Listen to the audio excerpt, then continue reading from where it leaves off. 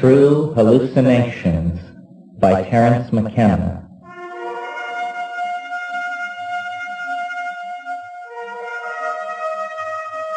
I am Terence McKenna, and this is True Hallucinations, a talking book produced by Sound Photosynthesis, copyright 1984.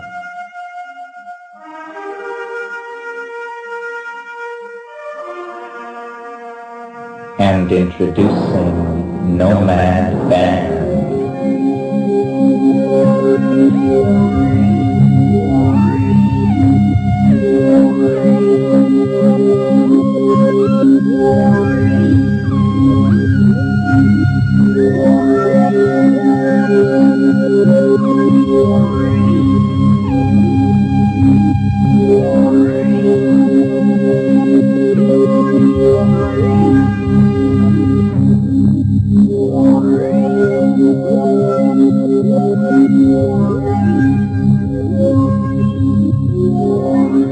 Chapter 1. The Call of the Secret.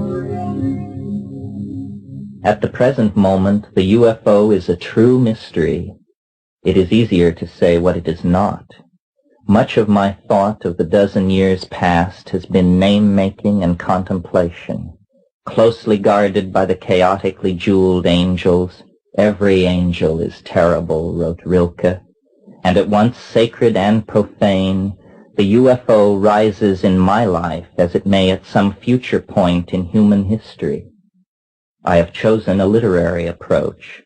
The UFO is master of place and space, time and spirit, yet search for a simple form to convey this brought me to follow tradition, to write a chronological narrative. In early February of 1971, I was passing through southern Colombia on my way with my brother and friends to an expedition into Colombian Amazonas. Our route led us through Florencia, the provincial capital of the Departamento of Caquetá. There we paused a few days, awaiting an airplane to carry us to our embarkation point on the Rio Putumayo, a river whose vast expanse is the border between Colombia and her two southern neighbors, Ecuador and Peru.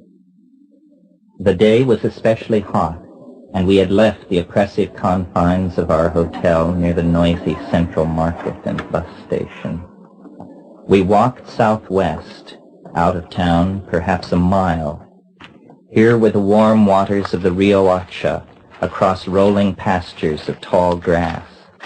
After swimming in the river, playing in deep pools the warm torrent had carved in the black basaltic stream bed, we returned through the same meadows.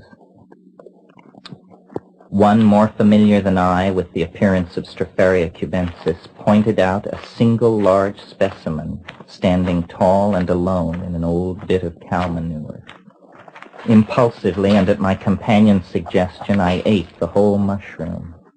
It all occupied but a moment, and then on we trudged, tired from our swim, a tropical thunderstorm moving toward us along the eastern edge of the Andean Cordillera, where Florencia is located. For perhaps a quarter hour we walked on, mostly in silence. Wearily I hung my head, almost hypnotized by the sight of the regular motion of my boots cutting through the grass. To align my back, to throw off my lethargy, I paused and stretched, scanning the horizon. The feeling of the bigness of the sky that I have come to associate with psilocybin rushed down on me there for the first time. I asked my friends to pause and sat down heavily on the ground. A silent thunder seemed to shake the air before me. Things stood out with a new presence and significance. It came like a wave and passed like a wave as the first fury of the tropical storm burst over us, leaving us soaked. In the sodden retreat, the brief moment preceding our frantic withdrawal went unmentioned by me. I recognized my experience as being induced by the mushroom, but I was involved, I thought, in a deep jungle search for hallucinogens of a different sort, orally active DMT-containing drugs and yahe and its admixture plants. I filed the mushroom experience as something to look into another time. Longtime residents of Colombia assured me that the mushroom occurred exclusively on the dung of Cebu cattle, and I assumed that in the jungle of the interior, where I was shortly to be, I could expect no cattle or pasture. I put the thought of mushrooms from my mind as I anticipated the rigors of the Rio Putumayo descent toward our target destination, a remote mission called La Chorrera.